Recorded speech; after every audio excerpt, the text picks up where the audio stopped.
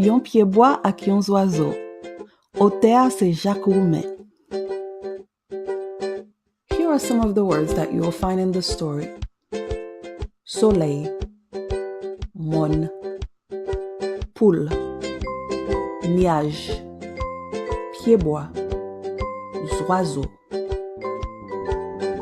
chanter, souquer, ronfler, doucement.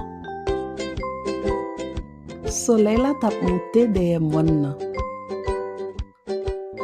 Nuage coulo, tan kouti poule, tap kouri dans ciel la. Pied-bois dit tis oiseau a, chante pour moi. Ouais, nous-mêmes, nous aimons chanter oiseaux, ak vent nan branche nou. Tis oiseau a tombe chanter. Pied-bois souke tête li, à droite, à gauche. Et puis, vent yo nan branche li tap ronfle doucement.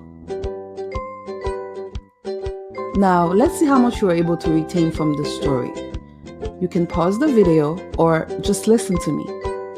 Soleil, mon, poule, nuage, pied-bois, oiseaux, chanter, souquer, ronfler, doucement. So how did you do? I hope that you were able to retain a few words. And even if you didn't, it's okay. Just keep practicing.